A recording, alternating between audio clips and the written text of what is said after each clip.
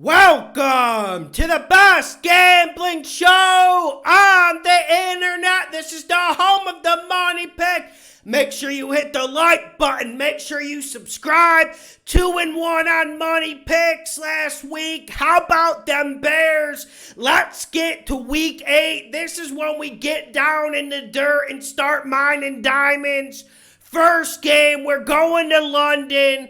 We got the Denver Broncos at the Jacksonville Jags. Jags are -3. I'm going Jags to win in the cover.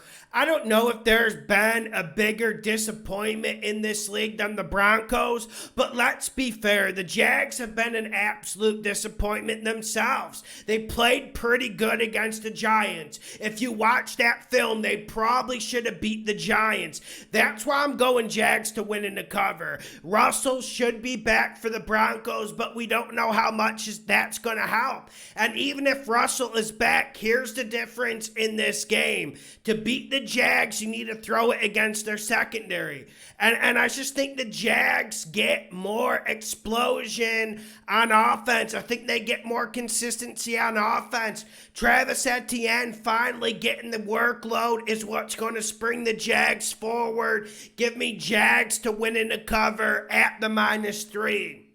Next game, we got the New England Patriots at the New York Jets. We got the Patriots -1.5. Money. Patriots to win in the cover. I don't like doing this. Last week we faded them when the public was all over the Patriots. The Sharps were all over the Patriots. We had the Bears +8.5.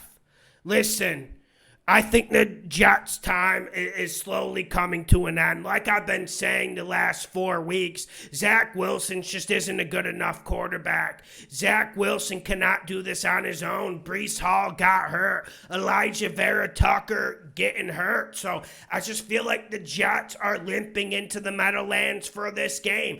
Don't get me wrong, I am a little bit concerned about the zappy Mac Jones situation. I don't quite understand what the hoodie was doing Monday night. And like I told you guys the last 2.5 years, I don't quite trust this man as much as you guys. But with that being said, I think this game is rather simple. I think the Pats load the box. They stop the Jets' run game, and the Jets won't be able to throw it. I can't see the Jets throwing it against the Patriots. I can't see the Patriots losing 2 games in a row in this fashion. Give me the Patriots to win in the cover. Make it a damn money pick. Next game, we got the Chicago Bears. The Bears at the Dallas Cowboys. Bears are +10. I got the Bears to cover, Cowboys to win. And I know maybe I'm going back one too many times to the cookie jar that is the Chicago Bears. But the Bears just play consistent defense. And I know the Cowboys won 24-6 against the Lions last week. But listen, we had like 3-4 minutes left in the third quarter. Lions are at the 1.5 yard line. And then they fumble at the 1.5 yard line, ready to go in the lead 14-10. I just wasn't impressed with what I saw from the Cowboys. I wasn't impressed with what I saw from Dak. Detroit probably should have had 3 or 4 interceptions on him. Give me the Bears +10 to cover. Give me the Cowboys to win. I would not bet this one. Next game, Thursday night football. We got the Baltimore Ravens at the Tampa Bay Bucs. Tampa is +1.5. I got Tampa to win in the cover. There is no science here. There is no formula to break down this game. We've been loving the Ravens all year, but even they're a team that will disappoint. They're not all that great at covering spreads, and they tend to have mental hiccups in the second half of games, which you just can't have. And I guess this comes down to me just riding with Brady. When everyone turns against him, when everyone starts sharpening the knives against him, I'm going to say, give me Brady. Give me more Tampa Bay production on offense. But let's be real. This offense has been scary bad. We see them on 2nd and 8, 2nd and 10, running it up the middle with Fournette, getting like 2 or 3 inches. It's getting really ugly. I think the Bucs defense comes to play this game, and I think Bowles finally motivates this team because they weren't motivated against the Panthers. Give me the Bucs plus 1.5 on Thursday night. Next game, we got the Tennessee Titans at the Houston Texans. We got the Titans minus 1.5. Money. Titans to win in the cover, but listen very, very closely. We need Tannehill to start. We don't need him to be 100%. We don't need him to be 90%. But I like Malik Willis, but I'm not throwing my money at him. So be mature with this bet. Look at the injury report as the week goes on. Last week we had the Raiders minus 7 against the Texans.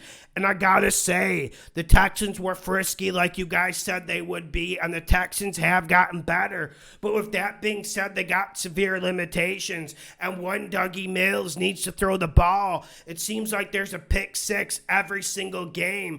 And listen, the Titans can do one thing great on defense. They can stop the run. The way to attack this Titans defense is aerial style, and I just don't think the Texans are the team to do it. I would not be surprised if Brandon Cooks was traded this week. Titans get the run game going. This will be an ugly game. I absolutely love the under in it. Give me the Titans minus 1.5. Money pick if Tannehill plays. Next game, we got the San Francisco 49ers at the Los Angeles Rams.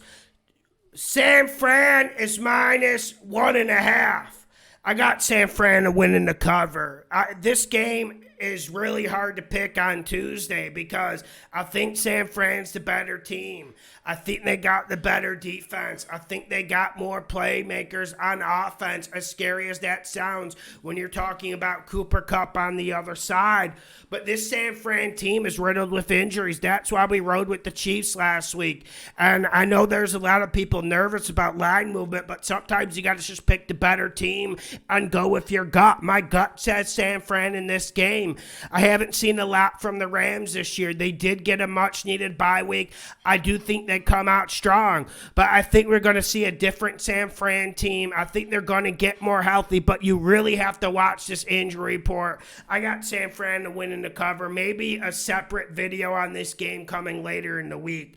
Make sure you hit the like button. Make sure you subscribe. Drop a comment for your boy. Let's get this money. Next game, we got the Keystone State. We got the Pittsburgh Steelers at the Philadelphia Eagles. Eagles are minus 10.5. I got the Eagles to win in the cover. I do think it's either Eagles and Bills as best teams in this league, but let's get to the Steelers, a team riddled with injuries, but also Kenny Pickett had time to throw against the Dolphins. That Dolphins secondary was beat up, and we know Pittsburgh's got a pretty decent group of wide receivers over there, but this kid just keeps throwing the ball to the other team, and when you do that against the Eagles, you're going to get absolutely bum rushed. Now, I do respect Mike Tomlin, and that's one reason why this isn't a money pick. It's the reason why minus 11 for the Eagles isn't a money pick. But if you were to bet the first half or fourth quarter for the Eagles, I would not have a problem because they've been absolute dynamite in the first half, first quarter of these games, and they tend to fall off in the third and fourth quarter. Eagles to win in the cover at Lincoln Financial. Next game, we got the Arizona Cardinals at my Minnesota Vikings. Vikings are minus 3.5. I got the Vikings to win in the cover. Listen, this game comes down to can the Cardinals offensive line block enough for Kyler? Can they control Danielle Hunter and Zadarius Smith? I don't think they can. And I was excited after they beat the Saints, but that didn't answer my questions. They're not going to get 2 pick sixes for a touchdown that can boost them over. I just feel like the Vikings are a better team, and I'm not a big bye week guy, but when I'm looking at this game, you give O'Connell an extra week to drop plays in the sand, and Kyler Murray's playing Call of Duty every day. Give me the Vikings to win in the cover. The 3.5 is just a wee bit too much. Vikings first half is also an option because the Cardinals start so damn slow. Next game, we got the Oakland Raiders at the New Orleans Saints. Raiders are minus 1.5. Money, money, money. Money. Raiders to win in the cover. We had them last week. We took a lot of criticism for it, but ended up working out. Listen, I know the Saints aren't as bad as that performance that they put forth against the Cardinals, but I'm not seeing any end in sight with the Saints' injury concerns. I'm just not seeing it, and I'm not seeing a lot of coaching. I like Carmichael's performance, calling plays on offense, but this defense should not be giving up that many points, even with the turnovers. And everyone wants to hammer the Raiders. Everyone wants to hate the Raiders. But listen, this team is getting better. They had bad luck the first 4 weeks of the season. They've bounced back, and they're doing what they need to do. But the big difference with this Raiders team is, man, they're running with Josh Jacobs. We're seeing a resurgence from him. We're seeing a renaissance from him. I think the Raiders run this rock against the Saints. This isn't the same front. This isn't the same front seven that we've seen from the Saints for the last 3 or 4 years. You can move them a wee bit. And Carr and Devontae Adams are finally in symbiosis. Give me the Raiders to win in the cover in the Superdome. Make it a money pick. Next game. We got the Miami Dolphins at the Detroit Lions. Detroit is plus 3.5. I got the Lions to cover with the 3.5, but I got the Dolphins to win. We're big on the Dolphins, but I got to be honest. I wasn't in love with that performance against the Steelers, and I'm not in love with the Tua Tagovailoa situation. Not because I don't think Tua gives them the best chance to win, but anytime he gets knocked, they're going to ring down from the sky in the eye, and they're going to take him out of the game for concussion protocol, whether he has one or he doesn't. And let's go back to what the Lions did against the Cowboys. I stand behind that bet last week, and they were pretty much on path to make that upset, even if you take away the points. And then they make stupid mistakes. They fumble at the 1 yard line. They get bad luck with the calls. A lot of things have gone wrong for Detroit. I think they lose this game in heartbreaking fashion, but I like Detroit to cover with the 3.5. Next game, we got the Green Bay Packers. Rodgers at the Buffalo Bills. Packers are plus 10.5. I'm digging my trench here. I'm not even a Packers defender, but I got Packers to cover, Bills to win. This is one you should stay away from. If you wanted to bet the Bills, I completely understand your rationale, and I would not try to stop you. But this Packers defense, they're going to come out and play, and I felt like they played really good against the Commanders. But the problem with Green Bay is the offense, and I'm not seeing any end in sight. I just think 10.5 is a lot when we're talking Aaron Rodgers, but we haven't seen any signs of the Packers. And my biggest problem since the beginning has been wide receiving play and coaching, and I'm not seeing how it's going to get better. And the more I talk about this game, the more I want to go Bills to win in the cover. I'm going with the Bills to win, obviously, but I got the Packers to cover. You got to think we see some sort of response. Next game, we got the New York Giants at the Seattle Seahawks. We got the Giants plus 3. Giants winning the cover on the road. Last week, we went with the Giants begrudgingly.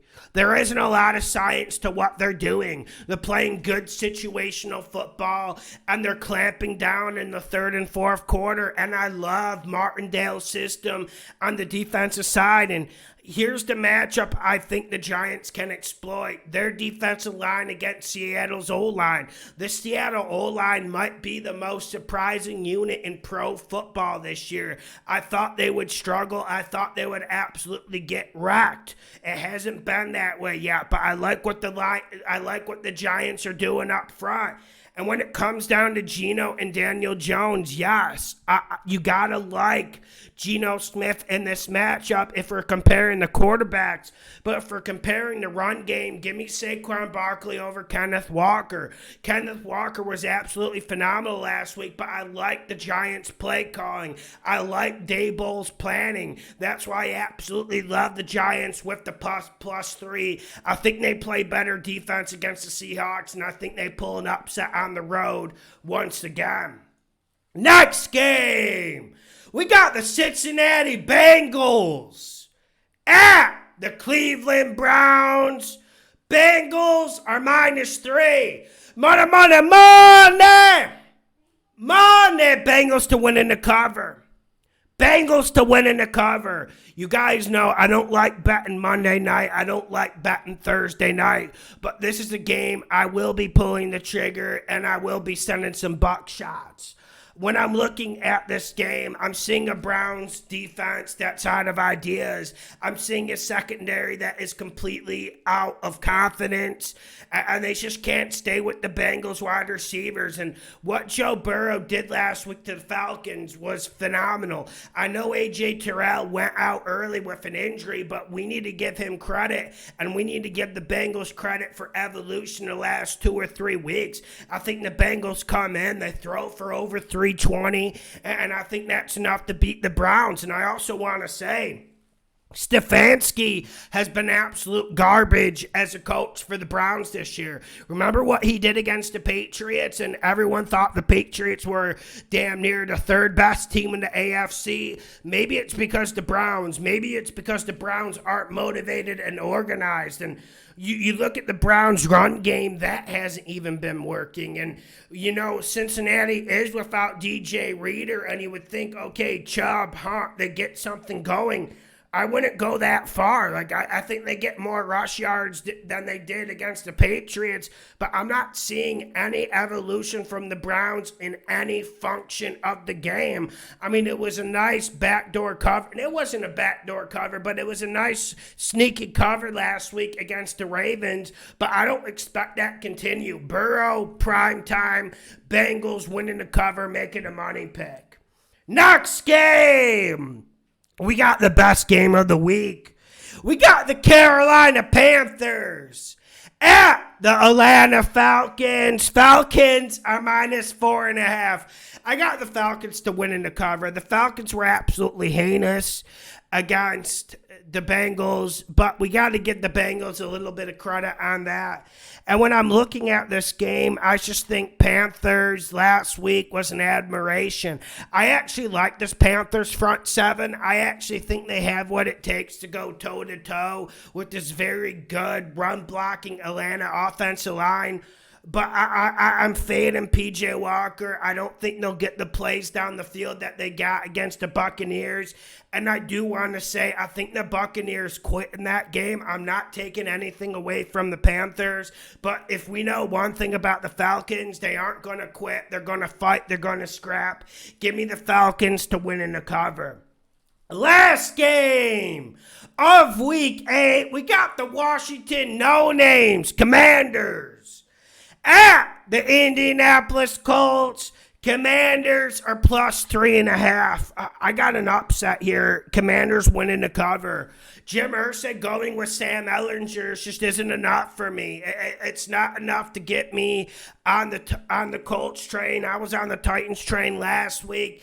I don't like anything from this Colts organization, and there's a lot of dumpster fires in this league, like the Commanders, like the Browns, like the Jets of the past, but the Colts don't really get the media attention they deserve. I think Heineke makes more plays than Ellinger, and I don't think either team will run the ball well. We know JT is coming back for the Colts, but I don't think it makes that much difference when their offensive line is in absolute complete disarray. That's one of the most puzzling storylines of this year of the NFL season. What is the Colts offensive line doing? Why do they suck? Commanders winning the cover in an upset, not a lot of science. Hit the like button, share the videos. The best gambling show on the internet. Send it to your friends. Hit the like button, share the video.